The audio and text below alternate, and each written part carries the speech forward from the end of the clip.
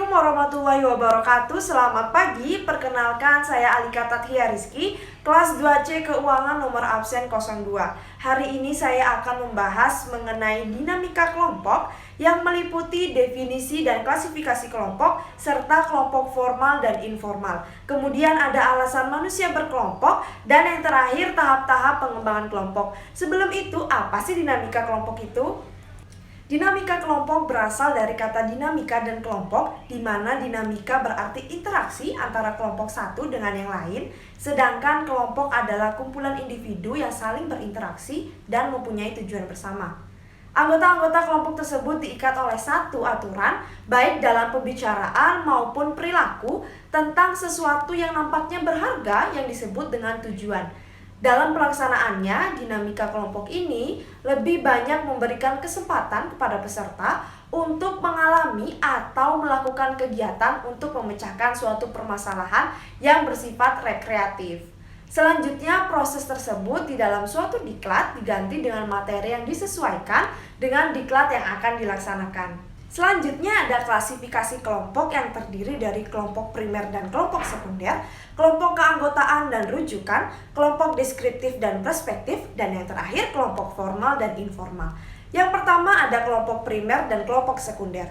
Hubungan dengan keluarga, kawan sepermainan, atau tetangga yang dekat tentu akan terasa lebih akrab, lebih personal, dan lebih menyentuh hati. Semua itu dikategorikan sebagai kelompok primer. Sedangkan untuk kelompok sekunder digambarkan sebagai hubungan kita dengannya atau hubungan kita dengan seseorang tidak terlalu akrab, tidak terlalu personal, dan tidak terlalu menyentuh hati, seperti organisasi massa, serikat buruh, dan lainnya. Selanjutnya ada kelompok keanggotaan dan kelompok rujukan. Kelompok keanggotaan atau membership group adalah kelompok yang anggotanya secara administratif dan fisik menjadi anggota kelompok itu. Sedangkan kelompok rujukan atau referensi grup adalah kelompok yang digunakan sebagai alat ukur untuk membentuk diri sendiri atau menentukan sikap. Kemudian ada kelompok deskriptif dan kelompok perspektif. Kategori deskriptif menunjukkan klasifikasi kelompok dengan melihat proses pembentukannya secara alamiah. Sedangkan kategori perspektif adalah klasifikasi kelompok menurut langkah-langkah rasional yang harus dilewati oleh anggota kelompok untuk mencapai tujuannya. Kelompok perspektif seperti telah disebutkan di atas mengacu pada langkah-langkah yang harus ditempuh anggota kelompok dalam mencapai tujuan kelompok. Dan yang terakhir ada kelompok formal dan informal. Kelompok formal adalah kelompok yang terdiri dari struktur, pembagian kerja, tujuan dan sasaran yang disusun dengan jelas. Perencanaan di dalam organisasi formal disusun secara sengaja yang meliputi struktur dan tujuan. Penentuan tujuan inilah sebagai salah satu alasan mengapa organisasi formal dibuat.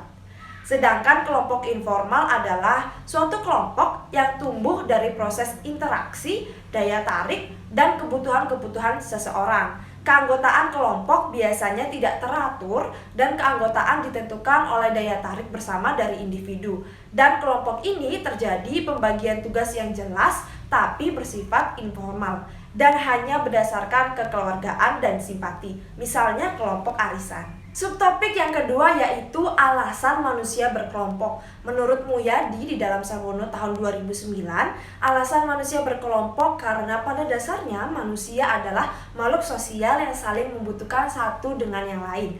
Manusia tidak dapat hidup tanpa bantuan orang lain, merupakan suatu konsensus mutlak dan tertanam dalam benak setiap insan manusia. Oleh karena itu, manusia cenderung melakukan interaksi dan kerjasama satu dengan yang lain untuk mempermudah mencapai tujuan.